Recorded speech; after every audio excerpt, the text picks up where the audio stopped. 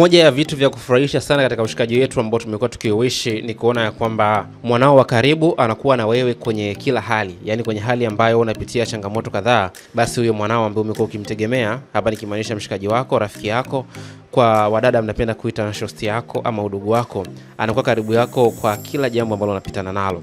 So Didi ambaye yeye yuko mahabusu kutokana na mashtaka ambayo yuko nayo, rafiki yake wa karibu kwenye West huwa anatumia muda mwingi sana kuzungumza naye na kuweza kumpa moyo kwenye vitu ambavyo Didi anakuwa anavipitia. Tunafahamu eneo la kule, kwa hadithi tu za watu ambao wamekuwa kisimulia, si eneo salama na si eneo zuri kwamba kila mtu anafurahia kukaa kule. So Didi ametumia muda mwingi sana kuongea na Kanye West kwa njia ya simu, kama video ambazo unaziona hapo ni video ikimuonesha Didi akiweza kuzungumza na Kanye West. Video hiyo inamuonesha Didi akiwa uko ndani mahabusu na sehemu ambayo anazungumza na Dina. Machache kati ya mengi ambayo aliyazungumza na kupitisha kwa uchache hapa.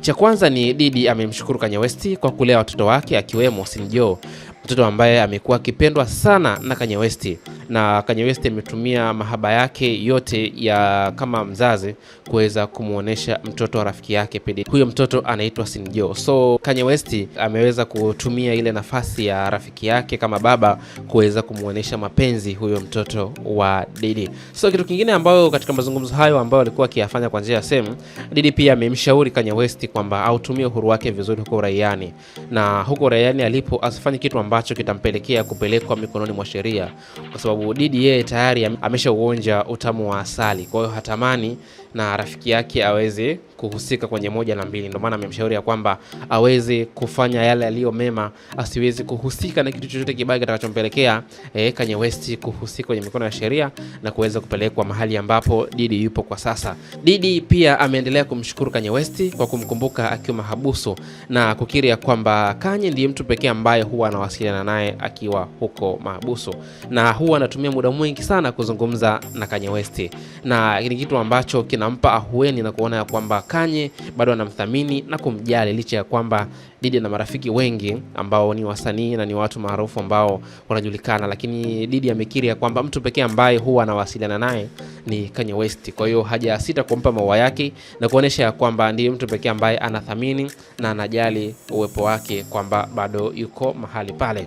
Lakini jambo la mwisho ambalo natamani kukupitisha hapa la kuhusu wawili hawa ambao wamezungumza ni kwamba Didi ameendelea kumshauri na kumsihi Kanye West ajikite zaidi kwenye muziki wake na kuonesha kwamba bado yeye ni nani kwenye tasnia ya muziki wa huko Marekani. Ni hayo tu ambayo nimekuandalia leo kuhusu wawili hao, Kanye West pamoja na Didi. Lakini kumbuka kitu kimoja, Didi na Kanye West siku mbili zilizopita waliachia ngoma ambazo walishirikisha watoto wao. Tuliona hapa familia ya Didi, hasa mzazi mwenzake na Didi Kim Kardashian, hakuwa aware, niseme kwamba hakuwa ameridhia ile ngoma iweze kutoka, lakini Didi tuliona alikuja juu na kuweza kuzungumza mambo mengi ambayo yalionyesha kutokupendezwa na ile mipaka ambayo anawekewa na aliyekuwa mke wake ama mama watoto wake Kim Kardashian, juu ya mipaka ya mtoto huyu ambaye aliimba naye ile ngoma. Na kwenye ile ngoma walishirikisha Didi na Kanye West waliwashirikisha watoto wao kwenye ile ngoma ambayo waliitoa kwa pamoja. So hii ni Sawasawa Digital, habari kigezeni mwako, na ili wa kwanza kupata taarifa zetu make sure una turn on notification bell, lakini pia baada ya kusubscribe, kwa sababu jambo la kusubscribe ni jambo la msingi litakalokufanya wewe kuweza kupata taarifa zetu kwa haraka punde tu tunapokuwa tumekuwekea hapa. Sawasawa Digital, habari kigezeni mwako.